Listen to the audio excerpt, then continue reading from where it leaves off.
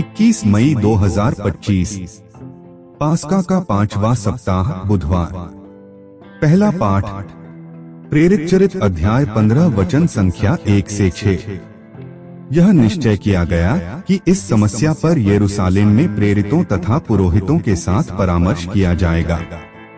कुछ लोग यहूदिया से अंताकिया आए और भाइयों को यह शिक्षा देने लगे कि यदि मूसा से चली आई हुई प्रथा के अनुसार आप लोगों का खतना नहीं होगा तो आपको मुक्ति नहीं मिलेगी। इस विषय पर पौलुस तथा बरनाबस और उन लोगों के बीच तीव्र मतभेद और वाद विवाद छिड़ गया और यह निश्चय किया गया कि पौलुस तथा बरनाबस अंताकिया के कुछ लोगों के साथ यरूशलेम जाएंगे और इस समस्या पर प्रेरितों तथा पुरोहितों से परामर्श करेंगे। अंताकिया की कलीसिया ने उन्हें विदा किया। वे फेनिसिया तथा समारिया होकर यात्रा करते हुए वहां के सब भाइयों को गैर यहूदियों के धर्म परिवर्तन के विषय में बताकर बहुत आनंदित कर देते थे।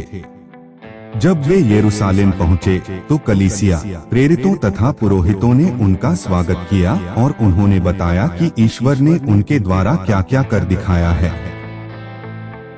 फरीसी संप्रदाय के कुछ सदस्य जो विश्वासी हो गए थे उठकर कहने लगे कि ऐसे लोगों का खतना करना चाहिए और उन्हें आदेश देना चाहिए कि वे मूसा संहिता का पालन करें। प्रेरित और पुरोहित इस समस्या पर विचार करने के लिए एकत्र हुए। प्रभु की वाणी। जय घोष, अल्लेलुया। प्रभु कहते हैं, तुम मुझ में रहो और मैं तुम में रहूंगा।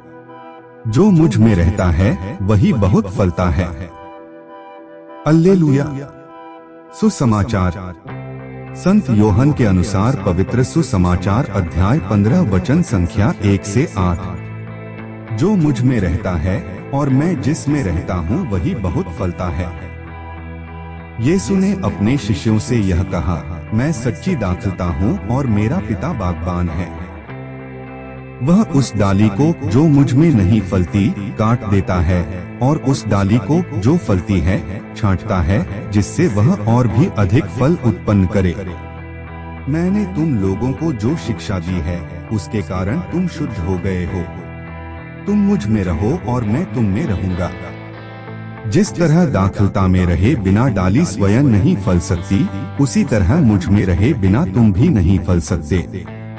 मैं दाखलता हूँ और तुम डालियाँ हो।